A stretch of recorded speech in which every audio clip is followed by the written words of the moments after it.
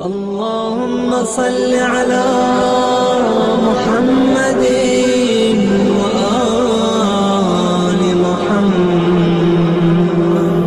اگلا جو ٹاپک ہے وہ یہ ہے کہ بس، ٹرین اور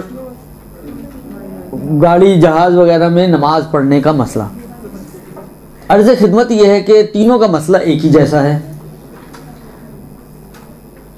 اگر بہت ہی کمپیکٹ فارم میں کہا جائے تو وہ یہ ہے کہ اگر تو جہاز میں یا ٹرین میں یا بس میں ایک ایسی نماز کہ جو جامع شرائط نماز ہو، قبلہ، بدن کا نہ ہلنا، نارمل رکوع، نارمل سجدہ، یہ ساری شرائط والی نماز آپ پڑھ سکتی ہیں تو جہاں مرضی پڑھیں۔ آپ چاہے جہاز میں پڑھیں، آپ چاہے ٹرین میں پڑھیں، آپ چاہے بس میں پڑھیں، آپ چاہے گاڑی میں پڑھیں، آپ جہاں مرضی پڑھیں، آپ کی مرضی ہے۔ کیونکہ خدا کو صرف جگہ غصبی نہیں ہونی چاہیے، وہ اپنی جگہ پر ہے۔ صرف خدا کو آپ کی جامع شرائط نماز چاہیے، درست؟ لہذا فرض کریں کہ ابھی ٹرین چلی نہیں، آپ جا کے بیٹھ گئی ہیں، اور جس طرح کے ہمارے اسٹیشن وغیرہ ہوتے ہیں، فرض کریں باہر پڑھنا مشکل ہے، آپ ٹرین میں کھڑی ہو کے پڑھ لیں، قبلے کا پتہ کریں۔ فرض کریں قسمت نے آپ کا ساتھ دیا، قبلہ اسی رخ پر تھا جس رخ پر جو گیپ ہوتا ہے بیچ میں سیٹس کے، تو آپ اسی رخ پہ آپ کھڑی ہوئی، اللہ اللہ خیر صلی اللہ، آپ نے کھڑے ہو کے نماز پڑھ لی، کون سی مشکل ہے اس میں؟ تو یہ تو آپ کی ایک نارمل نماز ہی کی طرح کی نماز ہوگی، اس میں کوئی مشکل اس وقت آتی ہے کہ جب ایک تو قبلے کی طرف سے اور دوسری حرکت کی وجہ سے، یہ دو مشکلات زیادہ وجود میں آتی ہیں۔ اور تیسری بھی آ سکتی ہے، وہ ہے نارمل رکوع اور سجدہ نہ کرنے کے اعتبار سے۔ اس میں اس کا کمپیکٹ جواب یہ ہے کہ جس حد تک شرائط کا اور جتنی نماز میں شرائط کا خیال رکھنا ضروری ممکن ہو، اتنا خیال رکھنا ضروری ہے۔ فرض کریں آپ آدھی نماز تو قبلہ رخ پڑھ سکتی ہیں، آدھی قبلہ رخ نہیں پڑھی جائے گی، صحیح، آدھی پڑھیں قبلہ رخ۔ آدھی نماز آپ کھڑے ہو کے پڑھ سکتی ہیں، آدھی کھڑے ہو کے نہیں پڑھ پائیں گی، تو ٹھیک ہے، جتنی پڑھ سکتی ہیں اتنی کھڑے ہو کے پڑھیں، باقی بیٹھ کے پڑھ لیجیے گا۔ آدھی نماز جب تک مثلا گاڑی چلتی نہیں ہے، یا فرض کریں ٹرین میں خاص طور پہ دو گیپس ہوتے ہیں نا، ایک سیٹوں کے درمیان لمبے رخ پہ ہوتا ہے، ایک جو گزرنے کے راستہ ہوتا ہے وہ ہوتا ہے جو لمبے رخ پہ ہوتا ہے، اس رخ پہ ہوتا ہے۔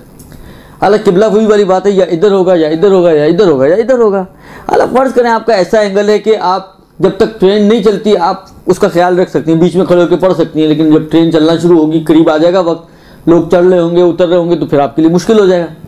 تو صحیح ہے، جتنی آپ کھڑے ہو کے پڑھ سکتی ہیں، نارمل پڑھ سکتی ہیں، اتنی نارمل پڑھیں گی۔ جہاں پر نارمل پڑھنا ممکن نہ رہے وہاں پر پھر آپ اب نارمل نماز پر آئیں گی۔ البتہ یہ اس صورت میں ہے کہ جب وقت میں اتنی تنگی ہو کہ اگر آپ نے ابھی نماز نہ پڑھی اور ویٹ کیا کہ کسی مناسب جگہ پر رک جائے اور پھر میں اتر کر یا رکی ہوئی سواری میں نماز پڑھوں تو نماز قضا ہو جائے گی، اتنا وقت تنگ ہو چکا ہو تو پھر یہ آپ کریں گی۔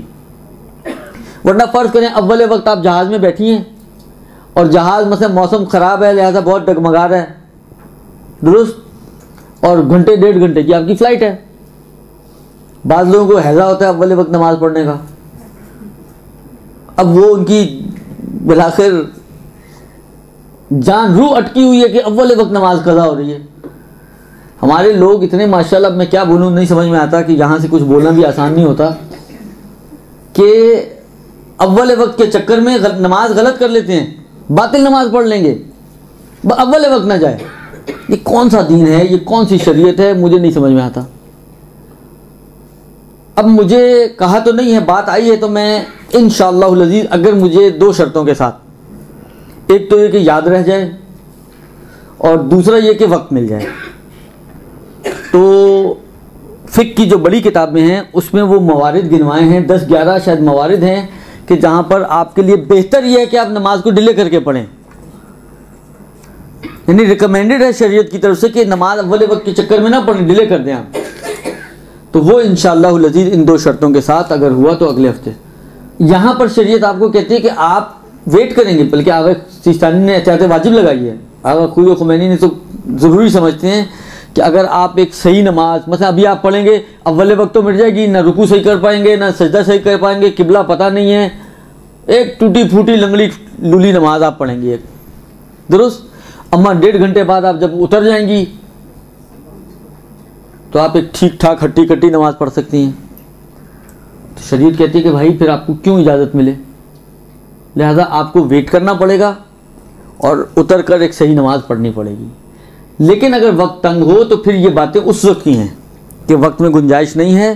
بعض اوقات ہوتا ہے مثلا فرض کریں فلائٹ ایسے ٹائم کی ہے کہ گھر سے پڑھ کے نہیں نکلی، مثلا فرض کریں فجر کا بھی وقت ہی نہیں ہوا، لہذا پڑھی نہیں ابھی آپ نے، اور فجر سے پہلے پرواز اڑ جائے گی اور جب اترے گی تو فجر ہو چکی ہوگی.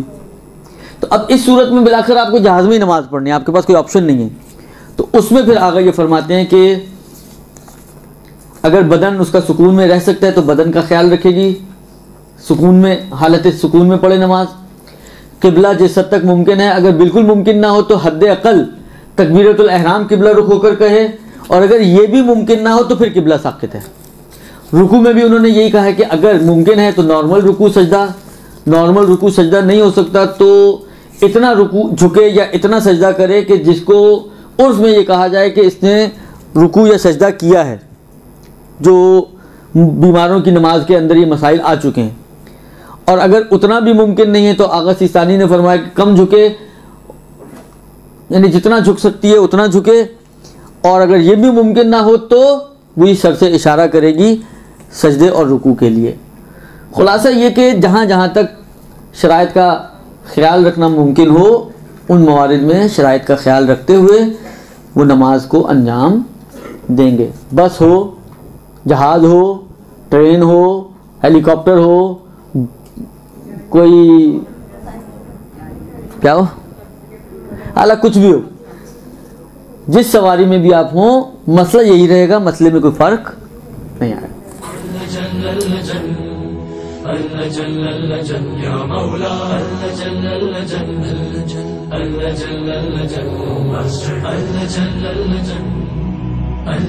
يا صاحب السماء اللجن